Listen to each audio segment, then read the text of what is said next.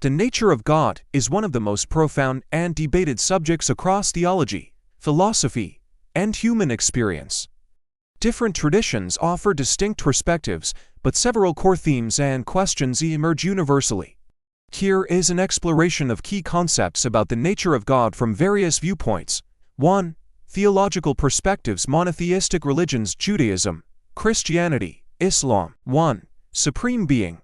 God is understood as a singular, all-powerful, omnipotent, all-knowing, omniscient, and all-present, omnipresent creator who is transcendent beyond the universe yet often immanent, involved within it.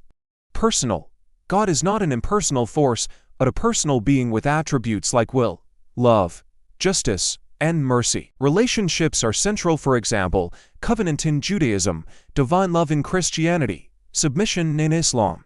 Revealed. God's nature is revealed through sacred texts, Torah, Bible, Quran, prophets, and, in Christianity, through the person of Jesus Christ. Hinduism. Brahman. The ultimate reality is an impersonal, formless, and infinite consciousness or existence. It is beyond all attributes, Nirguna Brahman, but can also be approached with attributes Saguna Brahman, as various deities Vishnu, Shiva, Devi. Immanent and transcendent. The divine permeates all reality. Tattvan Asa, thou art that. Buddhism. Non-theistic, generally does not posit a creator God. Focus is on enlightenment and the nature of reality. Dharma. Some Mahayana traditions have celestial Buddhas and Bodhisattvas who function as objects of devotion but are not omnipotent creators. Tantheism and panentheism. Tantheism. God is identical with the universe, nature. For example, Spinoza. Some strains of Hinduism and Stoicism. Panentheism. God encompasses and interpenetrates the universe but is also more than it. For example, some Christian mysticism. Process theology. 2. Philosophical attributes. Philosophers, especially in the Western tradition, have analyzed God through rational attributes, omnipotence, all-powerful, but with paradoxes. For example, can God create a stone too heavy to lift? Omniscience, all-knowing, raising questions about free will and foreknowledge. Omnibenevolence, all-good, leading to the problem of evil. How can an all-powerful, all-good God allow suffering? Eternity, existing outside of time, atemporal or everlasting through all time. Necessity. God exists necessarily, not contingently. God's existence is not dependent on anything else. 3. Mystical and experiential approaches. Across traditions, mystics describe direct, ineffable experiences of the divine that often transcend doctrinal definitions. Unity, a sense of oneness with God, all reality. Love, an overwhelming experience of unconditional love or compassion.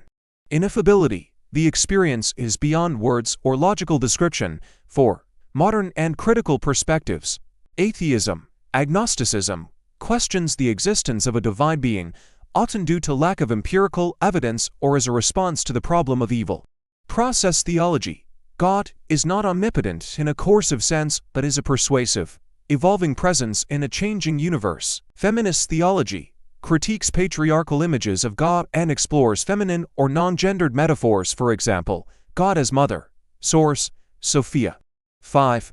Common tensions and paradoxes. Transcendence versus immanence. Is God utterly beyond us or intimately within? Personal versus impersonal. Is God a person to relate to or an impersonal ground of being? Unchanging versus responsive. Is God immutable or does God interact dynamically with creation? Goodness and evil. The persistent challenge of reconciling divine goodness with the reality of suffering. Conclusion. The nature of God remains ultimately mysterious within most traditions.